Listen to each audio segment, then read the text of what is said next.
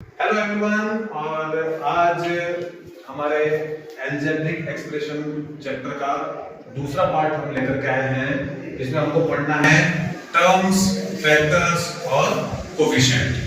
ठीक है, टर्म्स क्या होती है किसी अलजेब्रिक एक्सप्रेशन के अंदर, फैक्टर्स क्या होते हैं और कोफिशिएंट्स क्या होते हैं। सबसे पहले एक एग्जांपल लेते हैं किसी भी अलजेब्रिक एक्सप्रेशन का, जैसे कि 5x + 4। ये हमारा है अलजेब्रिक एक्सप्रेशन। अलजेब्रिक एक्सप्रेशन के अंदर जो 5x और 4 है, ये दोनों हमारी क्या होंगी, टर्म्स होंगी। इसी तरीके से देखें, दूसरा अलजेब्रिक एक्सप्रेशन जो हमारा है 7y + 20, इसके अंदर भी दो टर्म्स हैं। पहली टर्म है 7y, दूसरी टर्म है 20। हमारा तीसरा जो एक्सप्रेशन है 30xy + 5, इसके अंदर भी दो टर्म्स हैं। पहली टर्म है 30xy और दूसरी टर्म है 5। आई होप आपको समझ में आ गया होगा। एक एग्जांपल और लेते हैं हम। हमारे एक्सप्रेशन और है 30xyz + 12x + 5। इसके अंदर टोटल कितनी टर्म्स हैं, 3 टर्म्स हैं। पहली टर्म है 15xyz, दूसरी टर्म है 12x, तीसरी टर्म है हमारी 5। इस तरीके से हम किसी भी अलजेब्रिक एक्सप्रेशन के टर्म्स पता करेंगे। अब दूसरी चीज जो हमको इसमें पढ़नी है वो है फैक्टर्स। किसी भी एक टर्म के अंदर कितनी चीजें हैं वो उसके कहलाएंगे फैक्टर। फॉर एग्जांपल मैं यहां पे लेता हूं, हमारी एक टर्म है 5x, तो इसके जो फैक्टर हैं वो होंगे 5 और x। ये दोनों क्या हैं, फैक्टर। क्या है, फैक्टर्स हैं दोनों। इसीलिए मैं लिखूं एक टर्म है हमारी 7y, तो इसके अंदर जो हमारे फैक्टर होंगे वो होंगे 7 और y। इसी एक्सप्रेशन की दूसरी टर्म थी 20, तो 20 के अंदर कितने फैक्टर हैं, एक ही है, वो है 20। यदि हम हमारे थर्ड वाली एक्सप्रेशन को लें जिसमें कि दो टर्म थी, एक थी 30xy, दूसरा जो टर्म था वो था 5। जो हमारी फर्स्ट वाली टर्म है 30xy, इसके अंदर 3 फैक्टर है। एक फैक्टर है 30, दूसरा फैक्टर है x और तीसरा फैक्टर है y। सेम वे में जो हमारा दूसरा टर्म है इस एक्सप्रेशन का 5, उसके अंदर एक ही फैक्टर है, दैट इज 5। इस तरीके से हम किसी भी टर्म के फैक्टर्स को पता करेंगे। अब बात आती है कोफिशिएंट्स की।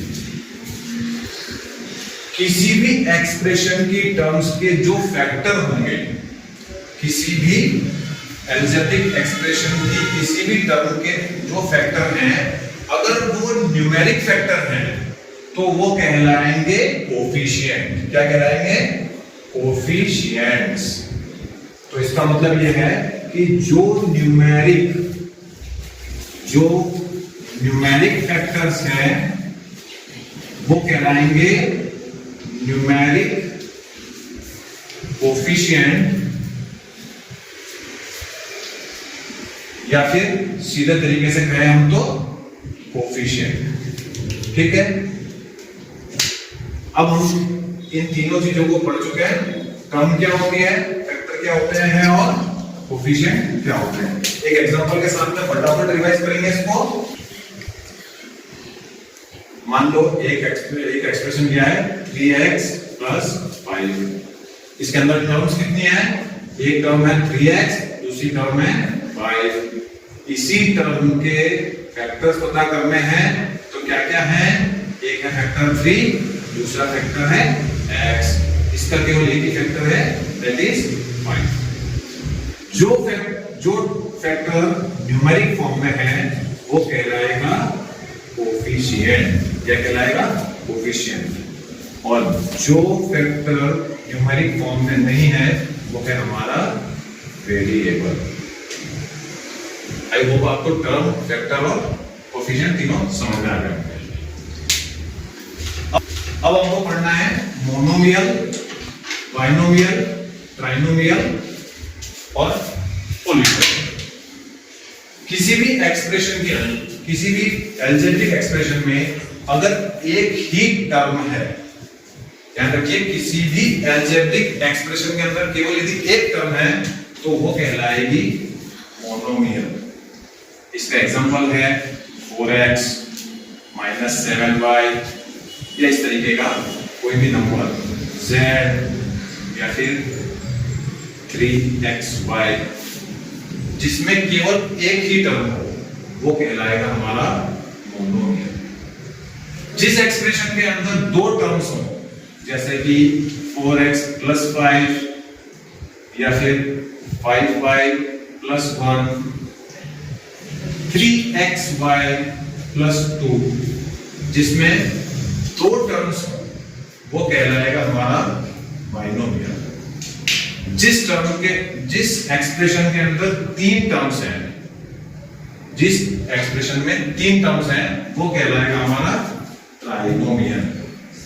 इसके एग्जांपल लेकर के देख सकते हैं हम 3x + 2x² + 1। तो ये यहाँ पे तीन टर्म्स हो गई, एक ये, तो ये हो गया हमारा ट्राइनोमियल। दूसरी एक एग्जांपल और ले लेते हैं 3xy + 2x + 7। यहाँ भी टोटल टर्म्स कितनी है? तीन है। एक है 3xy, दूसरी टर्म है 2x, तीसरी टर्म है 7। तो क्योंकि इसमें तीन टर्म्स हैं ये हो गया हमारा ट्राइनोमियल। Monomial, binomial, trinomial. जिस भी एक्सप्रेशन के अंदर एक से ज्यादा यदि टर्म्स हैं उन सभी को हम बोलते हैं पॉलिनोमियल। इसका मतलब यह है कि जितने भी हमारे बाइनोमियल हैं, जितने भी हमारे ट्राइनोमियल हैं या इसके अलावा बाकी सारे अलजेब्रिक एक्सप्रेशन जिसके अंदर दो या दो से ज्यादा टर्म्स हैं वो कहलाएंगे हमारे पॉलिनोमियल। पॉलिनोमियल इन सबको कवर करके चलता है, इसमें बाइनोमियल, ट्राइनोमियल या इस तरीके की और सारे एक्सप्रेशन आते हैं।